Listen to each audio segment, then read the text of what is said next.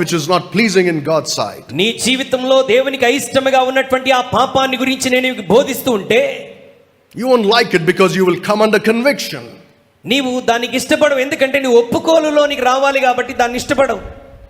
You would begin to feel guilty about your sin. నీ పాపాన్ని గురించి బోధిస్తున్నప్పుడు పాపాన్ని గురించి నువ్వు గిల్టీగా ఫీల్ అవుతూ ఉంటావు. And that guilt is not a nice feeling to have. అయితే అది అంత అనుకూలమైనటువంటి భావన కాదు నీ హృదయంలో. You don't like it. అది నువ్వు ఇష్టపడట్లేదు.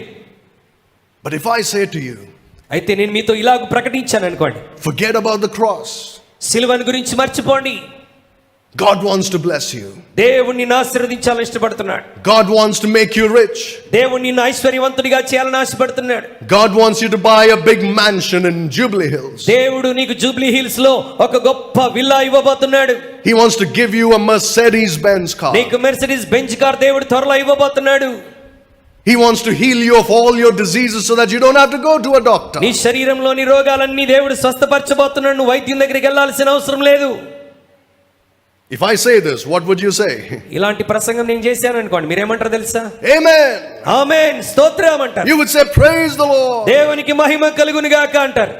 And you would take out your money and give me a gift. వెంటనే మీ జేబులో డబ్బులు తీసి కానుక నాకు ఇస్తారు. What an unfortunate condition or situation we are in today. ఎంత భయంకరమైనటువంటి పరిస్థితుల్లో ప్రస్తుత దినాల్లో మనం ఉన్నాం. Preachers are not preaching anymore. ప్రసంగికులు క్రీస్తు సువార్తను ప్రకటించే స్థితిలో లేరు. They are pretending to preach.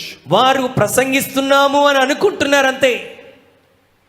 Instead of preaching, they are performing to attract people. ప్రసంగించడానికి బదులుగా వారు ఒక పెర్ఫార్మెన్స్ చేసి ప్రజల్ని వారి వైపుగా ఆకర్షించుకుంటున్నారు. Their purpose is to fill their own pockets. వారి కేవలం ఒకే ఒక ఉద్దేశం వారి జేబులు నింపుకోవటమే. If you believe the so-called prosperity gospel, ఇలాంటి క్రైస్తవ్య ప్రసంగాన్ని మనం విశ్వసిస్తే, you know who's going to become prosperous? ఈ ప్రాస్పెరిటీ గాస్పెల్ వింటే ఎవరు ప్రాస్పర్ అవుతారు తెలుసా? Not you. మీరు కాదండి. It's the preacher who will become ప్రసంగించే prosperous. ప్రసంగికుడు ప్రాస్పర్ అవుతాడు. You lose your money. నీ డబ్బును కోల్పోతావు. And you think, oh, I've given to God.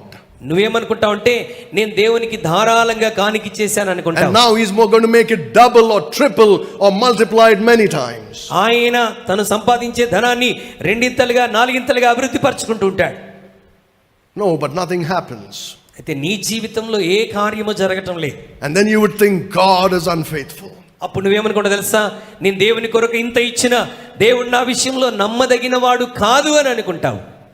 This is what is happening with hundreds of thousands of Christians. వందల కొలది వేల కొలది క్రైస్తవుల జీవితాల్లో జరుగుతున్నటువంటి విచారకరమైనటువంటిది ఇదే. They are disillusioned with God. వారు దేవుని సన్నిధిలో చాలా బలహీనమైన పరిస్థితిలోనికి దిగజారుతున్నారు. Christians are going into depression. క్రైస్తవులు నిరుత్సాహంలోనికి వెళ్ళిపోతున్నారు. It's because of these preachers who have offered them something God has not offered. ఇది కేవలం దేవుడు చెప్పని కార్యాలు ప్రజలకు బోధించటమే దీనికి కారణం.